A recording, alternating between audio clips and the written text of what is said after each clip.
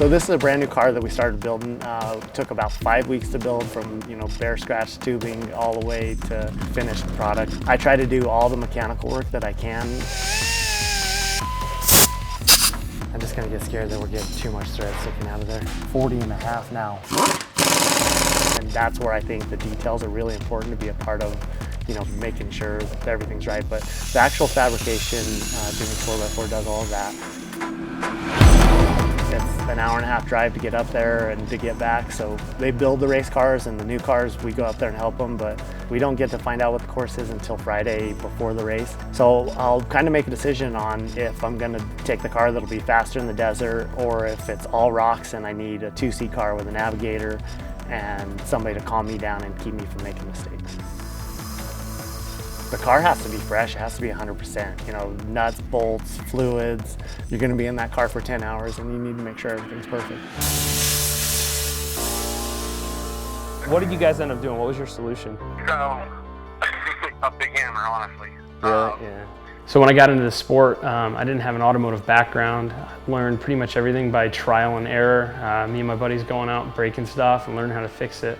And instead of taking my Jeep to the shop to get gears, my dad was like, why don't you fix it yourself, And so I got some tools to repair gears, and that's kind of how it started. I got a welder for Christmas and started building my own stuff just because I loved it, and that's where we're at today.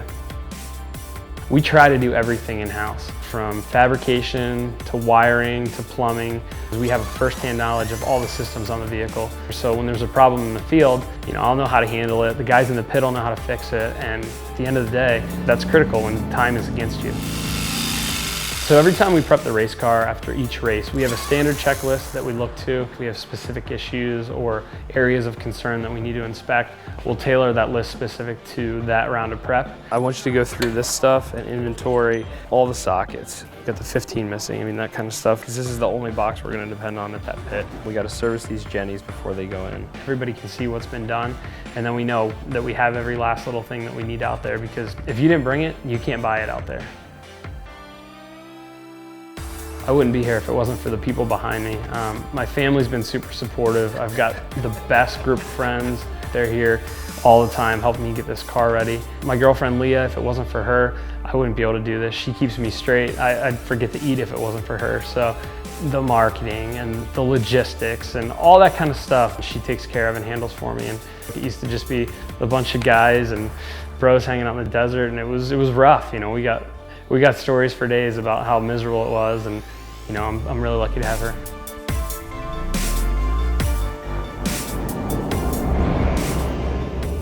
The weather across the country is an issue. It's kind of like the running joke. It's like, are the guys from the East going to make it out here? It definitely adds an element of difficulty, and in my opinion, I think an element of fun and adventure. That's just getting to King of the Hammers is a difficult thing to do, let alone race it and win it. So doing it from the East is a pretty special thing, I think.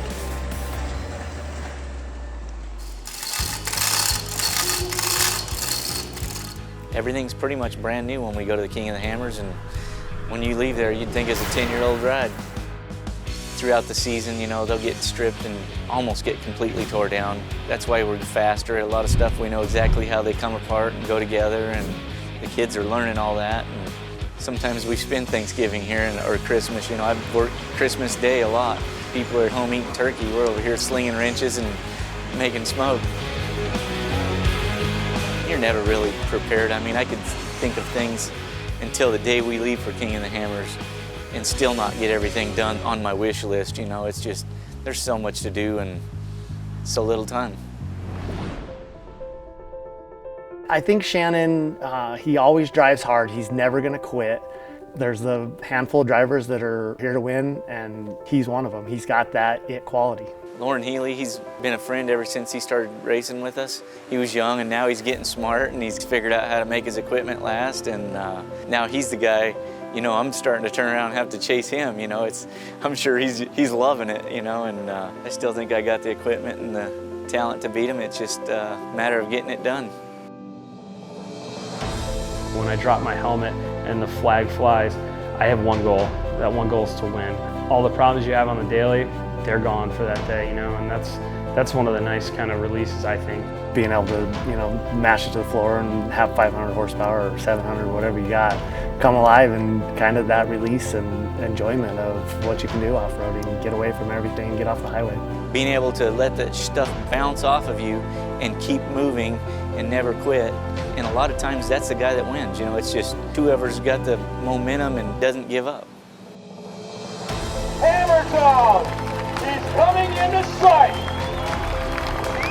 Put your hands together with the 2016 Miller tires. Champion power miles of the ladders, Erik Miller. As I was dropping down the last obstacle to the finish line, I had tears in my eyes. I know how much everybody's put into my program and sacrificed for me. I've been always racing with the memory of my mom. I lost her when I was 8 years old, and you know, I know she's always looking out for me, and I get in the car every time and I race for her. So it was very overwhelming, but it's amazing all at the same time. I couldn't keep a ring in my pocket in the race because I was scared I'd lose it. So you're just gonna have to roll. I'll give it to you later. Leah, will you marry me?